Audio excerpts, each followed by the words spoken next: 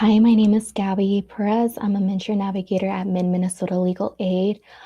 So today we'll be talking about the MNsure Application Checklist, the what's needed and why, just giving an explanation of the documents and information that will be useful prior to the application.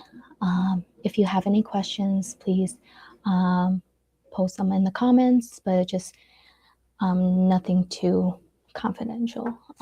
So we will get started. So why preparation matters. So why it's important to gather those documents first. It helps complete the application accurately. So before starting an application, it's important just to have that, just like the pay stubs, IDs, household info, ready. You're less likely to guess or make any mistakes. Prevents delays. Applications often get delayed when information is missing or unclear. Having documents up front keeps things moving forward quickly and efficiently. Also, it prevents requests for more information, so MNsure may follow up asking for verifications. Giving everything early reduces extra paperwork later in the future, reduces the risk of application denial as well.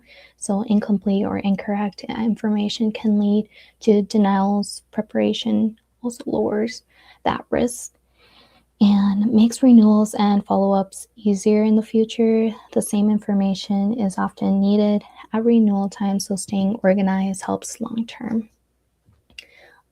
So key takeaway, just having the items ready saves time and reduces that stress. Personal information, so what is needed, full legal name. This must match official documents to avoid identity verification issues. Date of birth used to determine eligibility, especially for children, seniors, and certain programs. The social security number if available. Social security numbers are used to match records, but some applicants can still apply without one. For example, for medical assistance for the CHIP funded women who are pregnant, you don't need to have a legal status to be eligible for that program, as well for the Minnesota Care program if you are a child.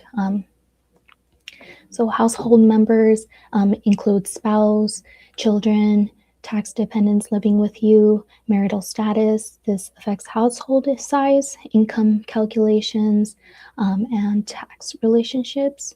And why it's needed, it just confirms identity, ensures the application is connected to the correct person, determines the household size, and impacts the program eligibility, impacts income limits and eligibility. Larger households may qualify at higher income levels. So just having that information is ideal. Household information. So what is needed? List of everyone living in the household. Even if they're not applying for coverage, it's important to have them added to the application. They'll be written as a non-applicant. So relationships clarifies who is spouse, who is child or dependent. Tax filing status, it determines who files taxes and who is claimed as a dependent. Matters also for eligibility. So why it's needed, household size affects income limits, so eligibility thresholds change based on how many people are in the household. Also determines program eligibility. Some programs look at tax household, not just those who live together.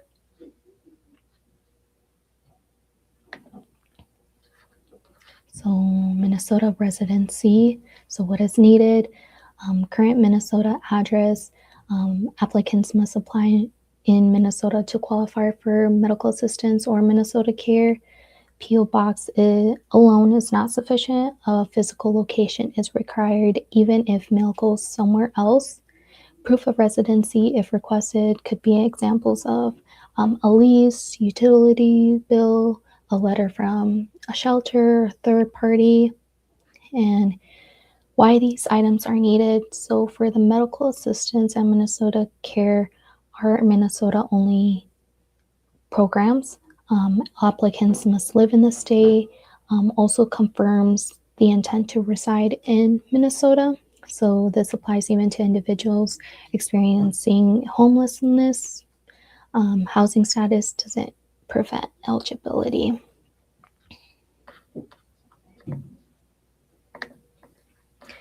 Citizenship or immigration status. So what is needed? So U.S. citizens, the social security number.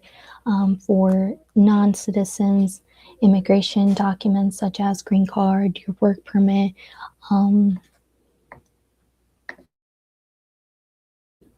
Excuse me. Undocumented pregnant women so are eligible for CHIP funded medical assistance, as I had mentioned, as well for undocumented children. They are eligible still for the Minnesota Care Expansion Program. Some identification documents that may be requested are birth certificates or passports in case they are requested. Why it's needed. So required by the federal and state rules, eligibility varies by immigration status. Needed, they may be needed to create an online account accurately. Sometimes when creating an online account, because of the lack of credit score or just sometimes you're not able to automatically create that account, so then we'll have the sister or the navigator will need to request manually for the MNsure navigators to just create that account manually. And what is required is identification with a picture and the account request document. So this also prevents errors like misspelled names or inaccurate or incorrect dates of birth. Some programs have different eligibility rules. Status determines which programs someone may qualify for. Determines eligibility also for qualified health plans. It's important to note that applying coverage does not impact or affect immigration status. So income information, what is needed, pay stubs from the last 30 days. If you're paid bi-weekly, then 2 pay stubs is ideally. If you're paid every week, then 4 pay stubs. Self-employment records, Social Security or disability statements, or that Social Security letter award is important. Unemployment benefit information or any other income information that you are receiving. Why it's needed. It determines medical assistance and Minnesota Care eligibility. So these programs use different income differently. Determines monthly premiums for Minnesota Care. Lower income usually means lower premiums. It also helps determine eligibility for tax credits for qualified health plans. Accurate income ensures correct financial help and ensures accurate financial assistance. This prevents overpayments or corrections later. Unemployment information, so what is needed, employer name, address, if you are the pay frequency, weekly, bi-weekly, monthly, state and end dates of the year. If you started working the later in the year, it's important to just know how long you've been having that job, and why it's needed. It confirms income source, helps verify where income is coming from, also ensures proper income calculations. Medical assistance looks at monthly income, while Minnesota Care and Qualified Health Plans usually use yearly estimates.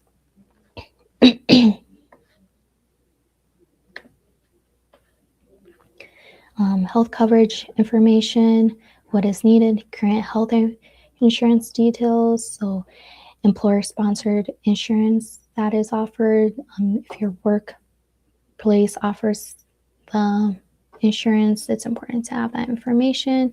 If you are currently enrolled in any Medicare programs, so having that information is, if applicable, and why it's needed. It coordinates benefits correctly, prevents billing or coverage conflicts, also determines whether medical assistance is a primary or secondary, especially important when someone has other insurances.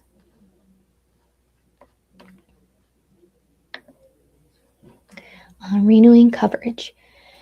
So what is needed? Decision about giving DHS, Department of Health Services, permission to review tax data for renewals.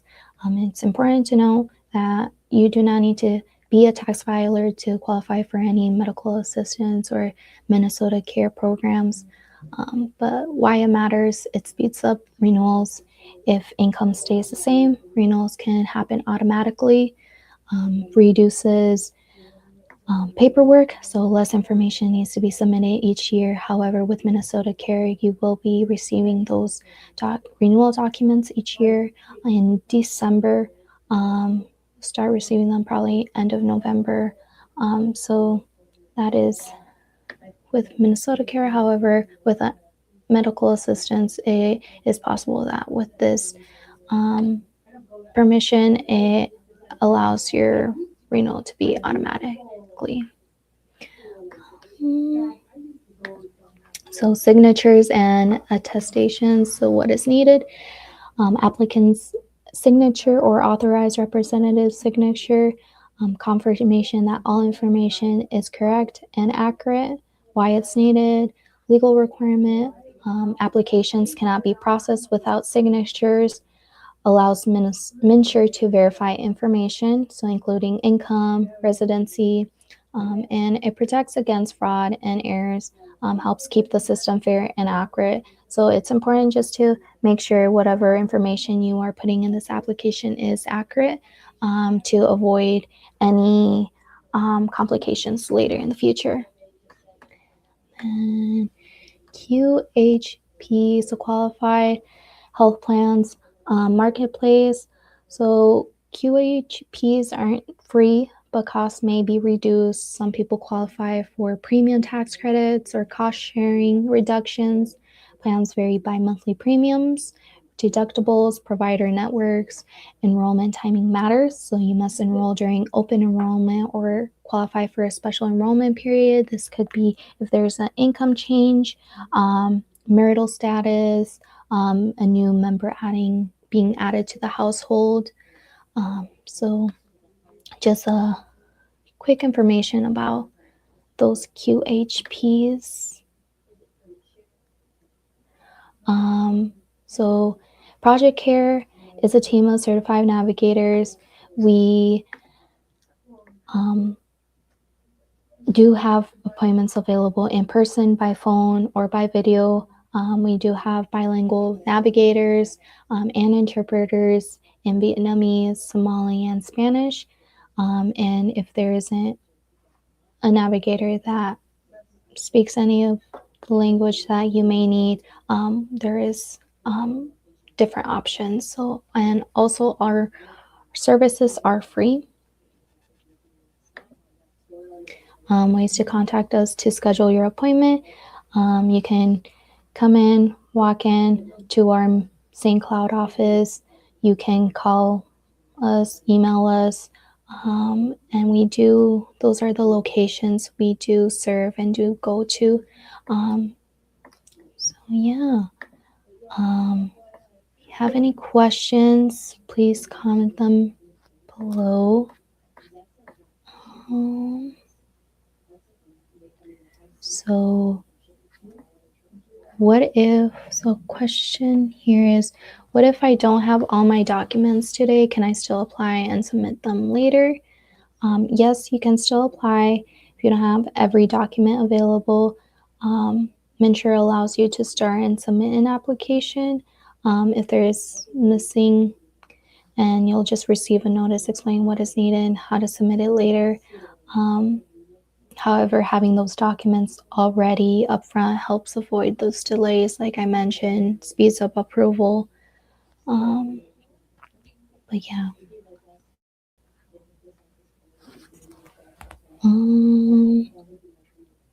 So how does immigration status affect eligibility, especially for undocumented individuals? So immigration status does affect which program someone may qualify for, but it doesn't prevent people from applying. So undocumented children, like I mentioned, may qualify for Minnesota Care if they're out looking at the household income and household size and everything.